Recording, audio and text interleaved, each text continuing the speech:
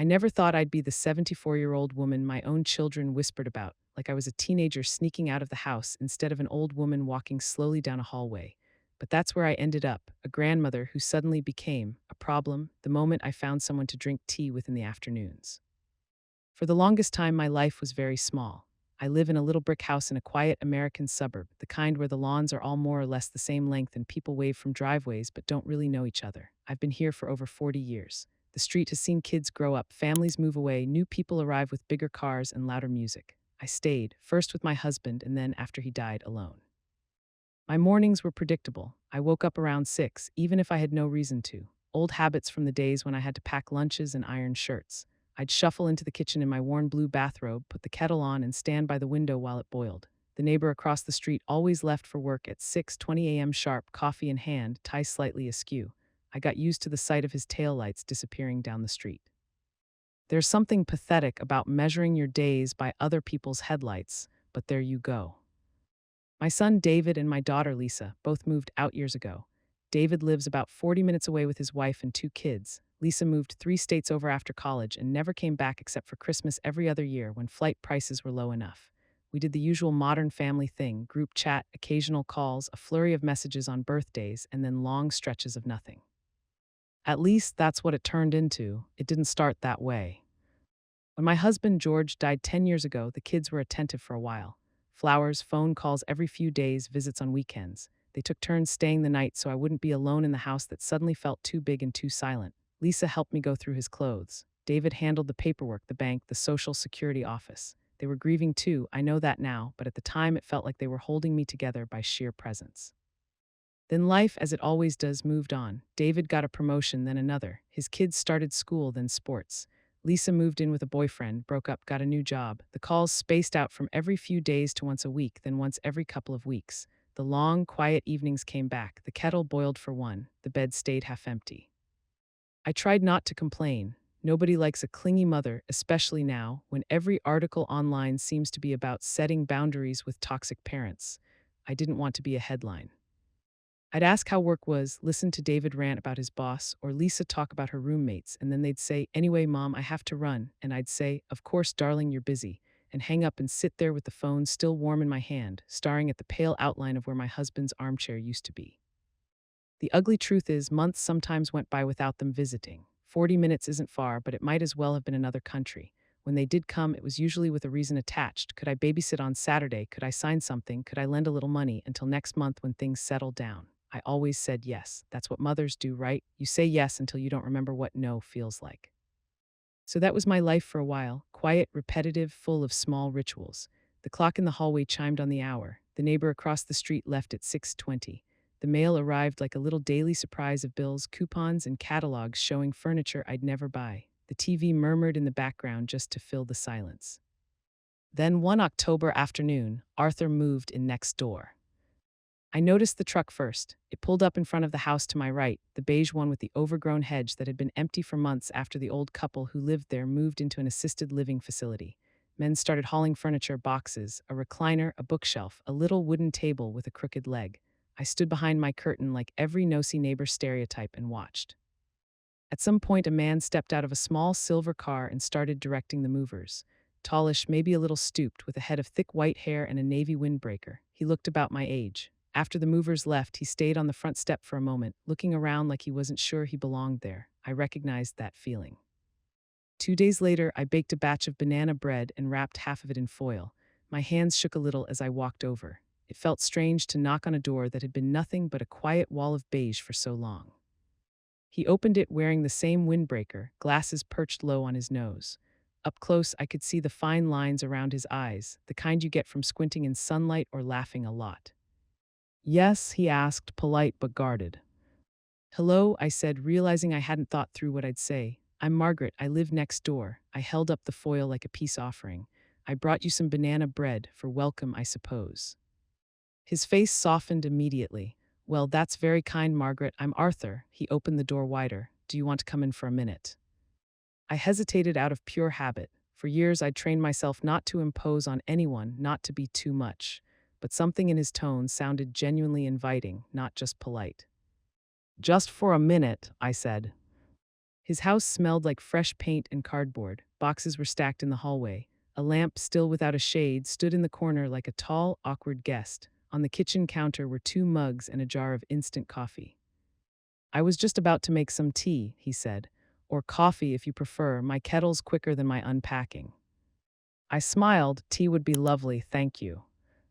That was how it started, 2 old people in an unfinished kitchen, drinking tea out of mismatched mugs and eating banana bread off napkins. We talked about the neighborhood, the street, the usual things. He'd moved from a town about an hour away, wanted something smaller, easier to manage. His wife had passed 3 years ago. I felt a dull ache of recognition at the way he said my wife, present tense, clinging to a past that refused to be fully gone. Kids? I asked. One daughter, he replied. She keeps telling me I should move closer to her, but her city's too noisy. I like it here. It feels manageable. I nodded. I know what you mean. We didn't speak about my children that first day. I mentioned them in passing, the way you mention the weather, factual, surface level. My son's in the city, my daughter's out of state. I didn't elaborate. He didn't ask. I appreciated that. I went home after half an hour, telling myself it was just neighborly courtesy. But when I closed my front door, the house felt different. Not less empty exactly, but less sealed off. There was another person on the other side of a shared wall now, someone whose footsteps I could occasionally hear, whose lights I could see through the curtains at night. It didn't take long before tea became a habit. At first, it was once a week. He'd catch me returning from the grocery store and offer to help carry bags in, or I'd see him struggling with something in the yard and go over. Then it turned into, do you want to come over for tea tomorrow afternoon? Then same time on Thursday. Eventually, we didn't have to ask. 4 o'clock became our time. We talked about everything and nothing. He liked old Western movies. I preferred crime dramas. He couldn't stand the taste of cilantro. I hated mushrooms. He told me about his job at the post office before he retired, how he used to know every house on his route by the sound of the mailbox lid. I told him about my years as a school secretary, the kids who used to bring me flowers they picked from their own yards. One rainy afternoon, as the windows blurred with streaks of water and the world outside looked like a painting left out in the weather too long, he asked, do your children visit much? In that casual way people use when they're actually quite curious but don't want to pry. I stared into my tea. The reflection of the kitchen light wobbled on the surface. They're busy, I said after a moment. Work, kids, life, you know how it is. He watched me quietly. I do, he said eventually. My daughter means well. Sometimes I think she forgets I have days between the ones she visits. His words made something tighten in my chest. I looked up at him. Exactly, I said. They think our lives are like a book they can close and open whenever they want, as if we don't exist in the pages in between. He smiled sadly. Well, at least we can be in each other's in-between pages now. It was such a simple thing to say, but it landed deep. I went home that evening and sat in my armchair, listening to the rain, feeling strangely lighter and heavier at the same time. I didn't tell my kids about Arthur right away, not because I was hiding him exactly, but because I knew how they were. They'd either brush it off like a quaint little anecdote, oh, mom has an old man friend, how cute, or worse, they'd start worrying in that performative way people do when they feel guilty. Besides, they weren't exactly beating down my door for updates. The family group chat had been quiet for days, barring the odd meme David sent that I didn't quite understand. Lisa hadn't called in 3 weeks. The first time Arthur and I went somewhere together that wasn't one of our kitchens felt like an event, even though it was. There's a small park about 10 minutes drive away with a pond and ducks and benches under big old trees. One Saturday, he knocked on my door holding his car keys. I'm going to the park to feed the ducks, he said. Would you like to come? I promise I'll drive under the speed limit to avoid giving you a heart attack. I laughed even as my heart fluttered nervously for reasons that had nothing to do with driving. I hadn't been invited anywhere in what felt like forever. Let me get my coat, I said. The park smelled like wet earth and pond water. Leaves crunched under our shoes. We sat on a bench and watched ducks fight over little torn pieces of bread he'd brought in a paper bag. This feels like a date, he said suddenly, tone light but eyes watching me carefully. I felt my face warm. At our age, I scoffed, come on. Why not at our age, he countered. We're still people, last I checked. I didn't know what to say to that, so I focused on the ducks. But later that night, lying in bed, I replayed the way he'd said a date, and the way my stomach had fluttered like I was 17 again, not 74.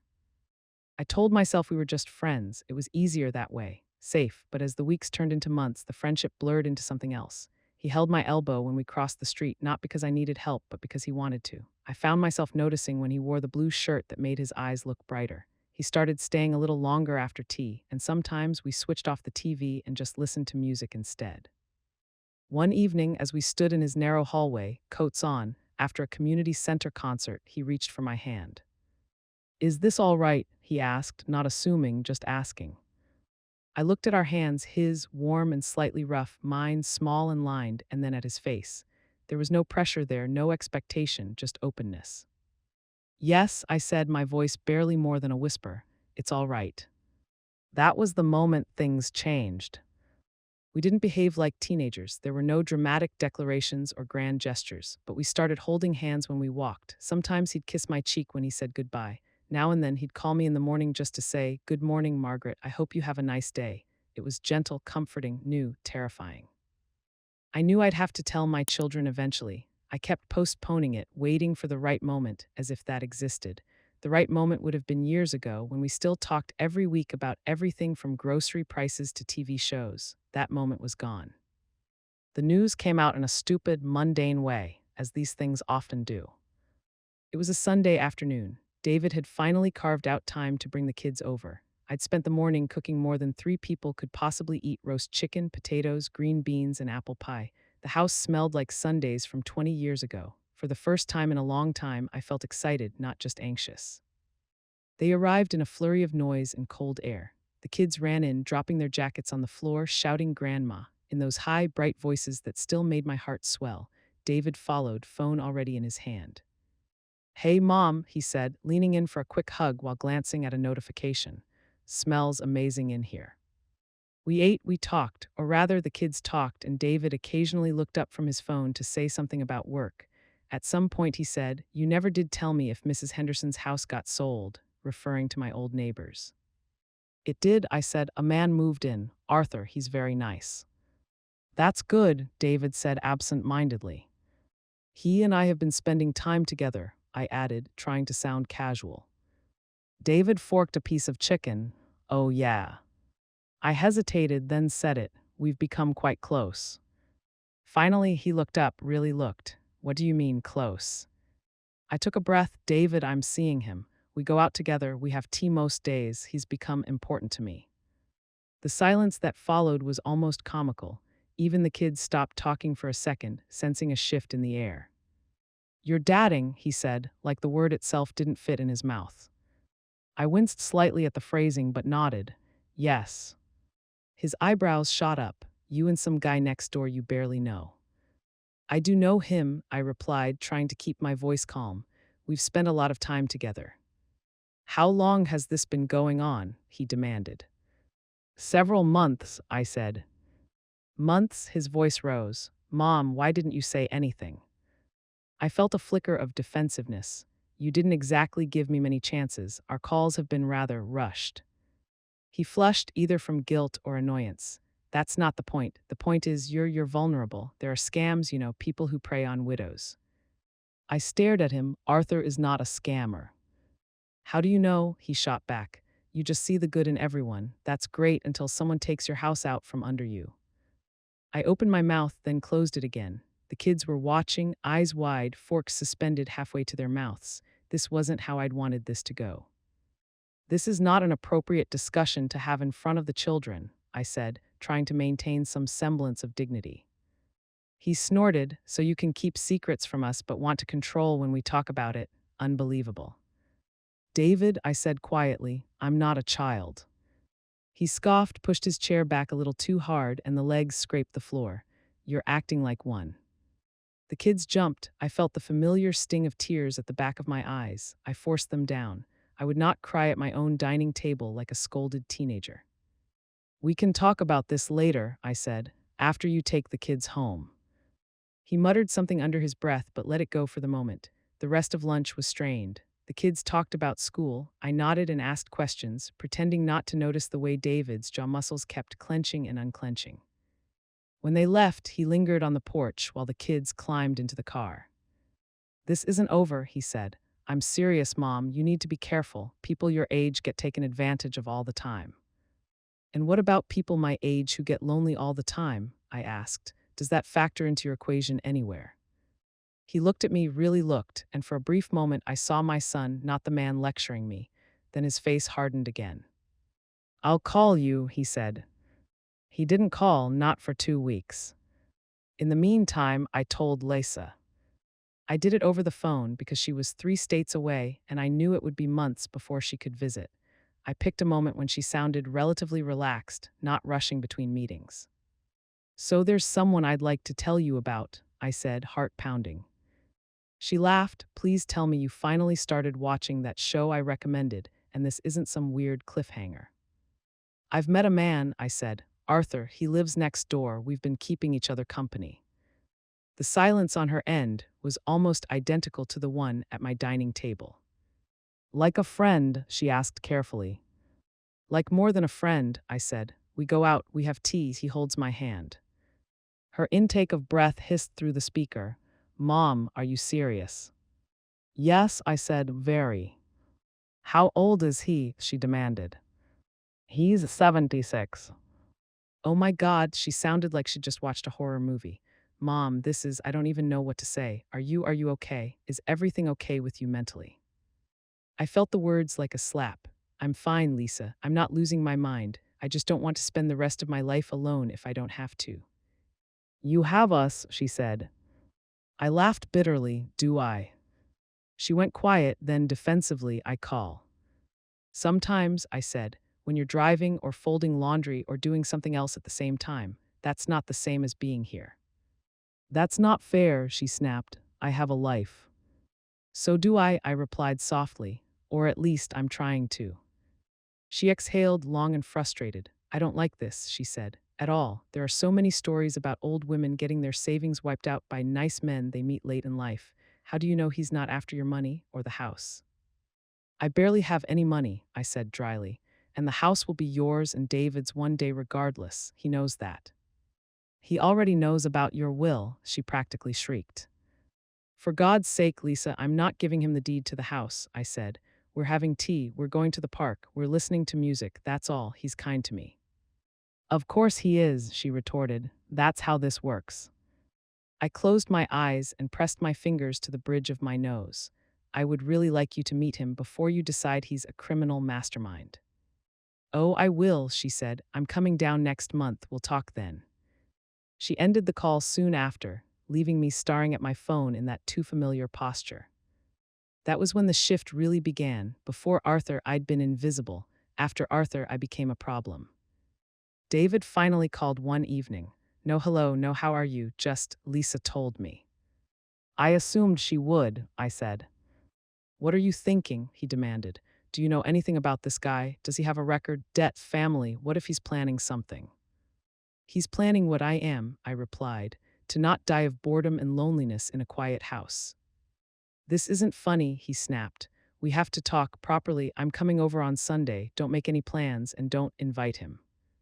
He said him like Arthur was an infection. On Sunday, he arrived without the kids. That, more than anything, told me he meant business. He sat at my table like some sort of social worker, a folder in his hands. What's that? I asked, nodding at it.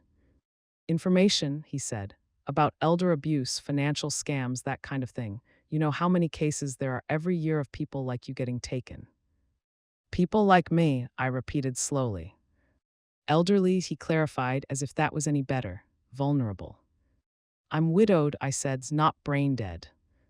Mom, I'm not saying you're stupid, he said, flipping open the folder. I'm saying people in your position are targets. You live alone, you have a house, you have savings. Of course, someone might see that as an opportunity. And you think Arthur is that someone, I said. I think it's a risk, he replied, which is why I want you to be careful. Did you know he filed for bankruptcy 15 years ago? I blinked. What? He pushed a printed page toward me. Public records. Lisa and I looked him up. He had a bankruptcy, some credit card debt, unpaid bills. I stared at the paper. Names, dates, numbers. It was his name. It was real. He told me he had money problems after his wife got sick, I said quietly. He never hid that. So you know he's bad with money, David said. Great, that makes this even worse. Or it makes him human, I snapped. You think I don't know what it's like to struggle. You think your father and I never had to choose which bill to pay first. He rubbed his forehead. This isn't about that. This is about you being emotionally attached, which clouds your judgment. And what about your judgment? I shot back. You didn't come here with concern, you came here with accusations. Because I'm worried, he exploded. I'm worried that this guy is going to end up living in this house, using your money, and when you're gone, we'll be left cleaning up the mess. There it was, not just worry, fear of mess, fear of inconvenience, fear of losing something they assumed would be theirs. Ah, I said softly, so that's what this is really about, the house. He glared at me. Don't twist this. You know damn well we've always counted on this place as part of our future. For the kids, for security. You promised Dad too. We talked about it. I remembered that conversation. I remembered George, frail in his hospital bed, saying, at least the house will go to the kids, something solid for them. At the time, it had felt comforting. Now it felt like I'd been turned into a bridge, useful for others to cross, but not a destination in my own right. The house will still be here when I'm gone, I said, unless I decide to burn it down out of spite, which, to be clear, I have not planned. He didn't laugh, not if you sign something stupid, or if he convinces you to invest in something, or if you get married again. Do you know what that would do to the inheritance? I stared at him, stunned. Married, David, we're holding hands and feeding ducks. We're not eloping to Vegas. But would you, he asked sharply, if he asked, would you marry him? The question hung in the air. I honestly didn't know the answer. I hadn't allowed myself to think that far. The idea of standing in a church again, vows and rings, seemed absurd at my age, but the idea of waking up next to someone who cared whether I'd slept well, that didn't feel absurd at all. I don't know, I said honestly. He threw his hands up. See, this is exactly what I'm talking about. You're living in some fantasy. You can't. I felt something inside me snap, a thin, overstretched thread finally breaking. I can't, I repeated, my voice suddenly very calm. David, you call me once every couple of weeks and visit when you want something. You have no idea what my days look like. You don't know how quiet this house gets at night. You don't know how heavy it feels to sit at a table set for one every single day. And now, because I've found someone who makes that weight a little lighter, you show up with printouts and warnings and you caw. His eyes flashed. That's not fair. No, I agreed. It's not, but it's true. We sat in silence for a long moment. Finally, he said softer, we're just scared, Mom. We don't want to lose you or everything you've built. And what if I've already lost something? I asked.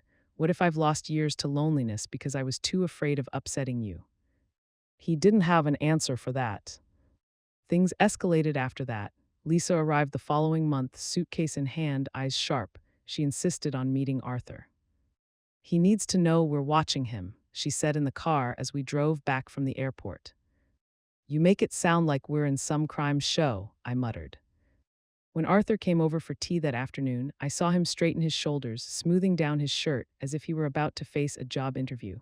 He brought a box of chocolates. Lisa sat at the table with her arms crossed, sized him up in one glance. So, she said after the basic greetings, Arthur, tell me about yourself. He smiled, unruffled. Well, I'm 76, widowed, retired postman. I like crosswords, old jazz records, and pretending I can still play tennis. I moved here because my old house had too many stairs and not enough neighbors who baked banana bread. He looked at me and I couldn't help but smile. Lisa did not smile. And your finances? She asked. Lisa, I hissed. It's all right, Arthur said. He looked at her directly. I'm not rich if that's what you're asking. I have enough to pay my bills and buy tea. I had some trouble 15 years ago when my wife got sick. Hospital bills, long story. I filed for bankruptcy. It was humiliating. I've been careful since. That's convenient, she said coldly, for you to be financially limited now that my mother has a house and savings. Arthur's expression didn't change, but something in his eyes hardened. I don't want your mother's money, he said. I have a pension. I have my own small nest egg. I came here for company, not a payday. Everyone says that, she replied. I slammed my hand on the table. The sound startled even me. Enough, I said. You don't get to interrogate him like this. She turned to me. You think it's fun for me. You think I enjoy flying out here to make sure my mother isn't being exploited. I think you enjoy feeling righteous, I shot back, because it distracts you from the fact that you've barely been present in my life for years. Her mouth fell open. For a second, she looked like a child again, caught doing something wrong. Arthur cleared his throat. Perhaps I should go, he said quietly. No, I said quickly, then softer, please stay. He nodded, but I could see the discomfort in the lines of his shoulders. The conversation limped along after that, mostly me trying to smooth over the cracks. When he eventually left, he squeezed my hand and said too lightly, "Well, that was fun," before stepping out into the cold. Lisa and I didn't speak for a few minutes. The house felt heavy. "You've changed," she said finally. "Because I don't want to die alone," I asked. "Yes, I suppose I have." "You're defiant," she said, like it was a dirty word. "I'm 74, I replied. "If not now, when?" That night, as I lay in bed, my phone buzzed with a new message. It was from Lisa. I expected another argument. Instead, it was a screenshot of a text exchange between her and David. "David, if she keeps this up, we might have to look into getting POA or something. She's not thinking straight. Lisa, I know, we can say it's for her safety, and we can always consider a care facility if she gets worse." I stared at the glowing screen in the dark, my heart pounding. POA, power of attorney, care facility. If she keeps this up, it felt like someone had reached into my chest and squeezed. They were talking about me like I was a problem to be managed, a file to be moved, a responsibility. The next day, I woke up with a headache that pulsed behind my eyes. I shuffled through my morning routine like a sleepwalker. The kettle whistled, the toast burned, the mail thumped through the slot. I couldn't shake the image of my own children sitting at their phones, planning how to legally take over my life because I dared to do something they didn't approve of. Around 11, my chest started to feel tight. I told myself it was anxiety. I sat down, tried to breathe. The room swam slightly. A cold sweat broke out along my spine. I pressed a hand to my sternum. "Don't you dare," I muttered to my own body. "It's not now." The next thing I knew, I was on the floor. The ceiling seemed further away than usual. Somewhere, faintly, I heard a doorbell, or maybe it was the phone. Everything felt distant. "Margaret!" Arthur's voice from far away, then closer. "Oh God, Margaret, can you hear me?" I tried to answer. I wasn't sure if any sound came out. The world dissolved into fragments after that, an ambulance siren, bright hospital lights, the smell of antiseptic, a nurse's cool hands. Someone said the words mild heart attack and stress, and we caught it early. I floated in and out, exhausted. When I fully came back to myself, I was in a hospital bed, wires attached to my chest, a plastic bracelet around my wrist. Arthur sat in the chair beside my bed, his hands clasped tightly together, knuckles white. "You scared the hell out of me," he said, voice hoarse. "How did you find me?" I croaked. "I came by with some soup," he said. "You weren't answering the door. I tried the spare key you gave me for emergencies. This seemed to qualify." I tried to smile, I'd say so. He looked at me, eyes shining. "Don't you ever do that again." "I'll try not to," I whispered. The door opened then, and David and Lisa walked in. Their faces were pale and tight. For a brief, stupid second, I was touched just to see them. Then I remembered the text. "Mom," Lisa breathed, rushing to the bed. "Oh my God, why didn't you call us?" "You weren't exactly picking up lately," I said, my voice still weak but my tongue sharp. David shot Arthur a look. "What is he doing here?" "He saved my life," I said, "so maybe say thank you before you start growling." Arthur stood, shoulders straight. "I'll give you some privacy," he said. He touched my hand lightly. "I'll be just outside." When the door closed behind him, the room felt thicker, not thinner. "A heart attack, Mom," David said. "Do you have any idea how serious that is?" "I have several machines currently attached to me that are making that very clear," I replied. "This is exactly what we were worried about," Lisa said, voice trembling. "You're clearly not stable." I barked out a humorless laugh. "I had a heart attack, not a psychotic break." "Stress triggered it," David said. "Stress from all of this, from him, you're not thinking clearly." There it was again, not thinking clearly, not competent, not safe with my own choices. "You know what really triggered it," I said. "Finding out my children were discussing putting me in a home and taking over my life because I'm in love." "In love," David repeated, appalled. "Yes," I said, saying it out loud made something inside me settle. "In love." Lisa closed her eyes briefly, then opened them again, tears gathering. "We're not trying to hurt you," she said. "We're trying to protect you. You're vulnerable. You just had a heart attack. What if you fall again when you're alone? What if he convinces you to sign something?" "Stop," I said, "just stop." They did. The monitors beeped in the sudden quiet. "I get to make mistakes," I said. Just like you do, I get to choose who sits next to my bed when I'm attached to a bunch of wires. I get to decide if I want to hold someone's hand while I walk to the mailbox. You don't get to decide that for me, no matter how scared you are. Mom's David began. No, I interrupted. You had months, years to be the ones making sure I wasn't alone. You had so many chances to ask, Mom, are you okay? Do you feel lonely? Do you need anything? You didn't. You were busy. I understand that. Life is busy. But you don't get to ignore me until I build something on my own and then swoop in and declare it unsafe because it doesn't fit your plan. Lisa's tears spilled over. We love you. I don't doubt that, I said. But love isn't just worrying when I'm in a hospital bed. It's showing up before I collapse. They both looked stricken. Good. I wanted them to sit in that feeling for a minute. As for Arthur, I continued, he has been more present in my daily life these last few months than either of you have been in years. He brings me tea, he makes me laugh, he notices when I look tired. He knows how I take my coffee, what music I like. When I fell, he found me, he called the ambulance, he rode with me here, and he did all that without once asking about my will. That's not fair, David said weakly, but he sounded uncertain now, the righteous edge gone. Maybe not, I said, but it's true. We sat in silence. The heart monitor beeped steadily, a metronome for the awkwardness. So what now? Lisa asked finally, wiping her cheeks. Now, I said, you can either get to know the man I've chosen to spend my time with, or you can keep treating me like a fragile asset you have to manage. If it's the second option, I'll save you the trouble and go sign myself into a home tomorrow. At least then I'll know exactly what kind of prison I'm in. Don't say that, David muttered. Then don't make me feel like that's the only future you can imagine for me, I shot back. They didn't apologize, not then, but something shifted. I could see it, the way their shoulders sagged, the way their eyes softened. For the first time, I think they really saw me as a person, not just as Mom, the constant background presence in their lives. Arthur came back in quietly a few minutes later, hovering by the door. Is it safe? He joked weakly. Come here, I said, reaching out my hand. He sat on the edge of the bed and took it. His palm was warm, solid, terrifying to my children, apparently. David cleared his throat. Thank you, he said stiffly, looking at Arthur but not quite meeting his eyes, for helping her. You're welcome, Arthur said simply.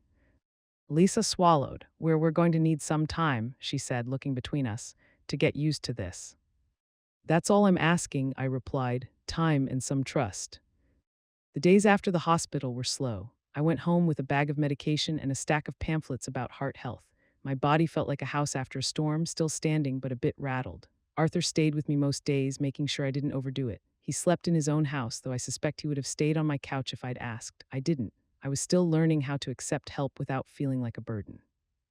David started calling more. Very short calls at first, a check-in, a how are you feeling today? He sounded awkward, like he was trying to learn a new language. Lisa sent recipes for heart-healthy meals and articles about gentle exercise for seniors. Some of them were annoyingly condescending, but the effort mattered.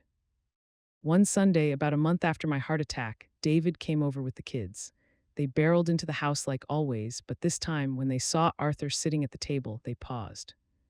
Who's that? My granddaughter Lily asked. Arthur smiled. I'm Arthur. I live next door. I'm a friend of your grandma. Lily considered this, then nodded. Do you like ice cream? Very much, he said. Okay, she declared, you can stay. Kids are simple, adults make everything complicated. We had tea together, all of us. It was awkward, yes, but less strained than before. David asked Arthur about his time at the post office, and Arthur told a funny story about a dog that used to steal letters. The kids laughed. Lisa joined via video call for a bit and said hello, her face small on the screen propped up against the sugar bowl. After they left, Arthur helped me wash the dishes. I watched his hands move in the soapy water, the familiar domesticity of it making my chest ache in a way that had nothing to do with my heart.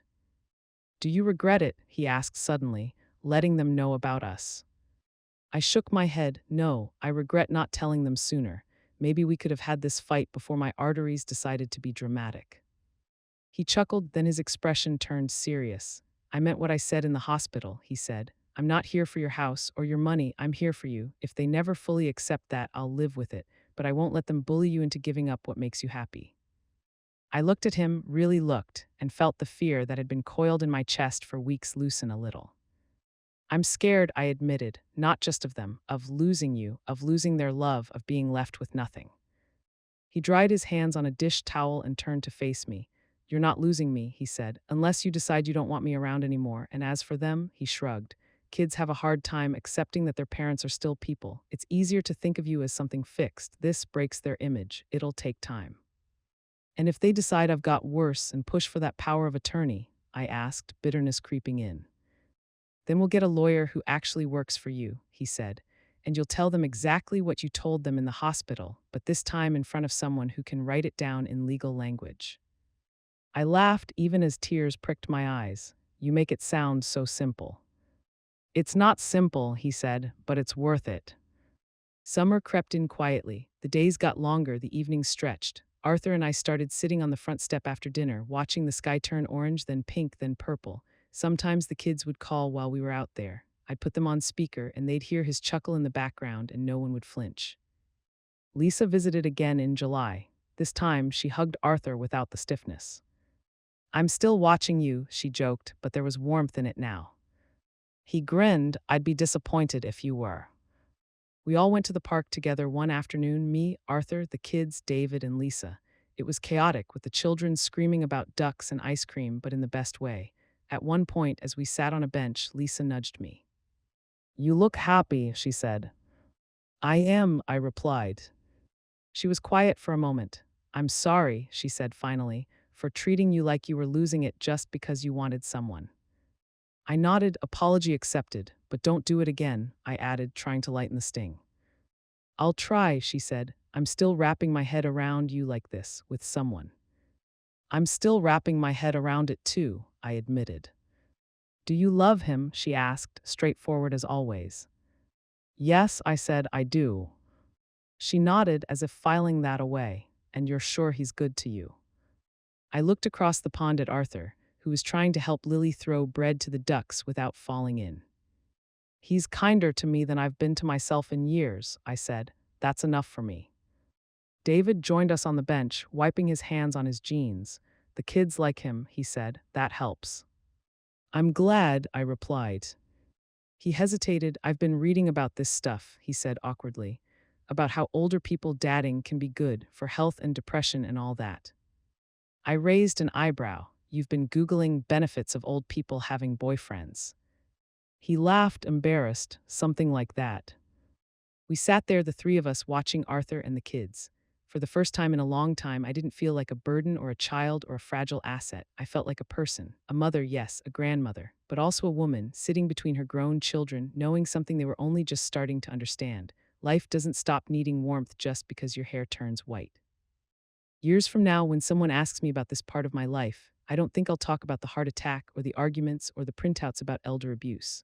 I think I'll talk about the way Arthur's hand felt when he reached for mine in that narrow hallway, asking, "Is this all right?" I'll talk about the first time my granddaughter casually said, "Grandma and Arthur," like we were a matched set, not an anomaly.